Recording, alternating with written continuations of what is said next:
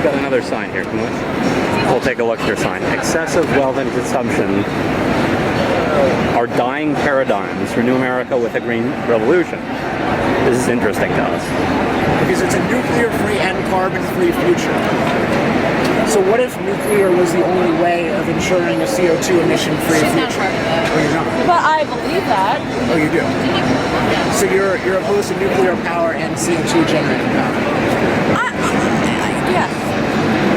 Do you know what percentage of the power in the world those generate right now? That's not my concern. My concern is that the people that are profiting off of power is unsustainable and ultimately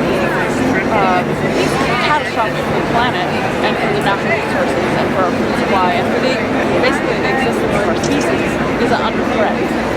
Okay, but we're talking about something that's producing 95% of the power in the world. So this is the power that's keeping people's lights on, that's keeping the food going, and you're saying that should be dismantled in some way. And what I'm saying is, if that happens, I'm saying there's the entire world, exists. as we know it, will collapse. I'm saying that what already exists is sustainable forms of energy. There's wind power, there's solar power. As far as there's rumors about other forms of energy that we don't have access to, are pretty threatened. The petrodictatorship. And what does it mean that those exist? It means that they've been. I remember reading Science Digest from the 70s. That the cars that can be run on water. Duracell is sitting on a patent for a perpetual battery. Okay, so that's physically impossible. Okay. Are you a scientist? Are you a physicist or a scientist? I actually am. I have a PhD in physics, so I'm here to tell you a perpetual battery right now with anything approximating current technology is Where did you get impossible. your education?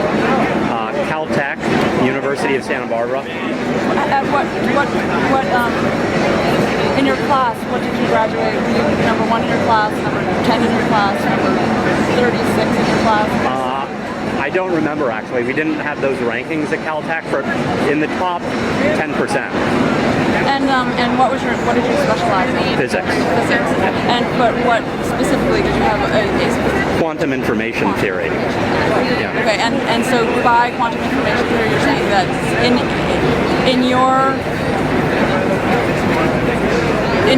by your education, you haven't been able to find anything that could. So you've studied the possibility of whether there's a perpetual battery option. Yes, I'm aware of the physics involved that would be necessary to generate a perpetual battery. And I'm here to tell you that it's just not possible right now with anything approximating current technology. Well, there isn't very much technology that's been released either. There's been a lot of patents that have. There's a lot of patents. You don't want to be filmed? Not really. There's a lot of patents that have been. I have a question. So the question is not can we gain energy from solar or wind. That's been done for millennia, in various forms. We gain energy from solar through the crops. We gain, we have wind blow windmills. The issue is that can it provide the scale of cheap, reliable, plentiful energy that a modern society requires? And if you believe it can, it's a really interesting question of why it's never been done in any society in history. My question is do you really believe that if we go in the rate that we're going and by using fossil fuels that we're not going to destroy the planet, and ultimately destroy the lives of millions and billions of people anyhow? I believe that if you look at all of the evidence of the trend so far, what's happened is the more fossil fuels we use, the more nuclear we use, the better the standard of living for human beings has become. For how long? So if you look at how long? Well, so it's For how interesting. long? It's interesting. For how long? Well, I think indefinitely. For indefinitely? But hold on a second. Wait, but You have to fossil fuels decide. are not indefinite. They're finite. We only have Right. so many So this fossil is the fuels issue. on the planet. So the issue is not are you in favor of fossil fuels or not. It's the issue of are you in favor of the freedom to figure out the best kind of fuel at any stage. So one reason why I'm in favor of nuclear, which this sign is against, is because that provides a much longer time horizon in terms of fuel. You're talking about thousands and thousands and tens of thousands of years But the waste, worth of fuel. where do you put the waste? I mean, the waste is not a particularly big issue, which is why you don't have a bunch of mutants running around France where they generate all of their power almost through nuclear. And what about Fukushima? So let me ask you a question. Do you know what nuclear waste is? I know that it has a life of a half-life of what, like a million years or something like that. And what does it mean to have a half-life of 1 million years? It means that it'll be active and dangerous and a contaminant for. So does something emit more radiation if it has a longer half-life or a shorter half-life? Well, I don't know. I mean, I'm not a nuclear That's an important, but you're opposed to the freedom of nuclear power, so it's a big question. I'm opposed to it because I know that because it's linked to everything else that's here.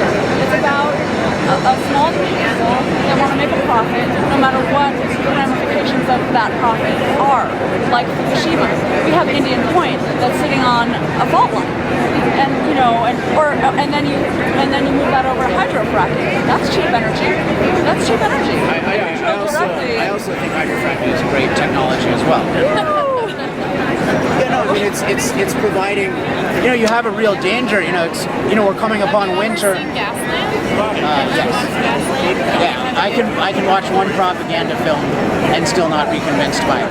But let's talk about nuclear. Okay, so what you're saying is you're against nuclear waste, but you don't really know what it is. You don't know how it works. Because the issue of a half-life is that is the rate of decay. So the longer the half-life, the longer it takes to decay, which means the less radiation it emits. I'd be happy to address Fukushima, but you don't even know what the nuclear material is that would be involved. So I'm trying to give a more basic explanation. Okay, so Fukushima. So the situation is of any safety technology. If you want to say how safe is something, what you have to do is you have to compare it to what are the other safety technologies that exist. So if you look at the history of nuclear, by far the fewest fatalities come from nuclear relative to anything else. And what you have in Fukushima is you have an incredible disaster, 20,000 people die, and yet not one person dies from nuclear radiation, which shows you that relative to anything else. So if you had a coal plant there, if you had a gas plant there, if you had a hydro plant there, if you had windmills there, more people would have died from that. But because you had such a safe plant, the relative damage was much, much less. Now, it was still, you had containment issues and people had to evacuate, but thankfully we saved many, many lives because you had a plant there, even a very old plant. So it was in fact the safest thing to be there that you could have had. Well, I mean, again, I was just having a conversation with somebody that you have a perspective that I don't agree with. I don't know where it's coming from. I don't know if you're somehow invested. Are you like buying stocks in nuclear power? Are you trying to defend? No, I wouldn't, right? because environmentalists are shutting them down so much. I would never invest in such a precarious thing politically. So what is your passion here? What is driving you along this line? What's driving me is I see this city right now, and it was built up by a certain philosophy, which is that people should be free to develop the world around them using the best technologies they can and create the best possible human environment for themselves. And that philosophy has been undermined by a lot of anti-technology phobia that's preventing us from using the best available technology. I realize that you think you are, but you're anti-nuclear technology, which is one of the greatest innovations ever, and you're anti-fracking, which is an incredibly important innovation. So what I see No, it isn't incredibly. There are other ways to get energy. Fracking is the cheapest way to get energy. And when something's cheap, it undermines a working society to financially benefit a huge. My understanding is that when something is cheap, the poorer I am, the more it helps me. So if natural gas is the cheapest way of heating my home, that means that I get to not freeze to death as against, I run the Center for Industrial Progress. I'm a professional speaker and writer promoting industrial progress, including freedom and energy. What is your solution to the fact that we have finite materials on this planet? That we keep being free. I mean, how is that? Yeah, we keep being free, so I'm pro-freedom and energy. So I believe in using the best technology What at is any your time. answer to the finite materials we have on this planet? In terms of the actual resources on the planet, what we have on the planet is just a bunch of raw materials. So oil. So you're proposing you have to let me explain. You have to let me just explain a little bit. Okay, so this is the way it works, right? At the beginning, a long time ago, we hadn't burned all this oil, we hadn't burned all this coal, we hadn't burned all this gas, right? And you have all these people on Earth and they're living to 30 or less and they're incredibly resource poor. Why is that? It's because resources are not things that Mother Nature just hands to us.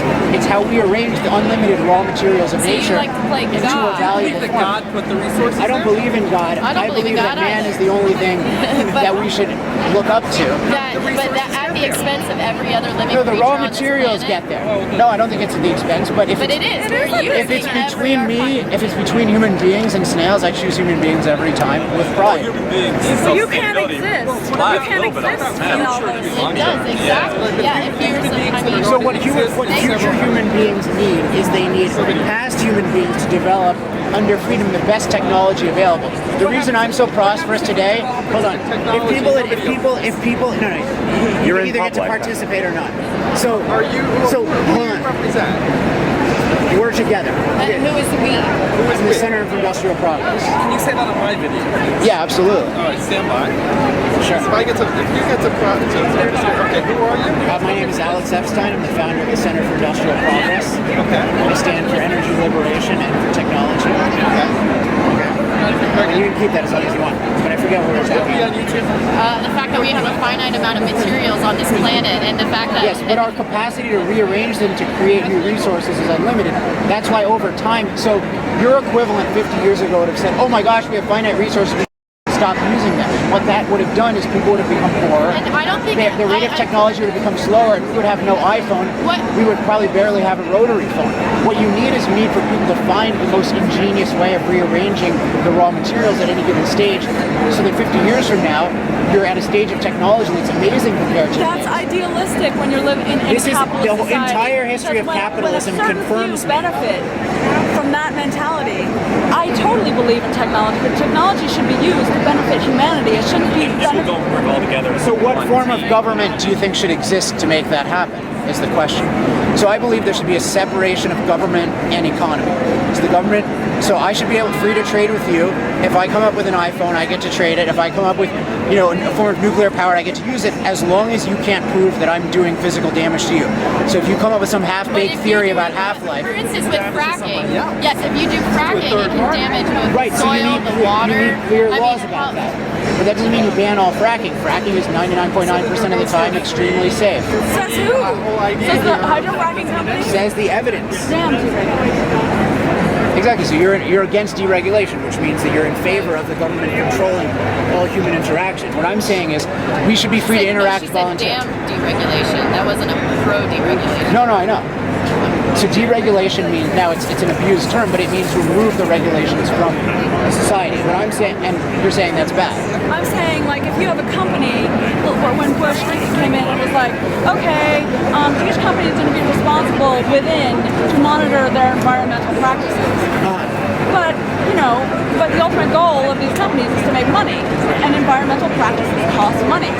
And, So what I'm saying is there should be clear laws against pollution, defining each person's air and water rights to prevent that kind of thing. That's the way it should be handled. I'm not saying people should be in anarchy and just spewing waste all over the place. Your air, but then, when your pollution spills over into my air, well, then I'm sorry, then there's nothing. No. Part of protecting your rights means that it protects your air as well. No, that's exactly what happens Monsanto if I want does. They cleaner air do than you GMOs. want? They have like. do you believe in Monsanto? Taking away my That's a rights. private company. I don't believe in any given private company. I believe in certain Do you political believe in policies. Monsanto's practices? I'm not familiar enough with all of their practices to give them an endorsement. I don't endorse any particular company.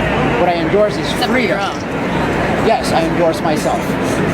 I am that. How are you? Company. Power to yourself. Yes, I'm not publicly condemning myself. Well, I hope that's nice to you. That's a nice Are you willing to community with publicly condemn your position? Because I think I've given some good evidence against it.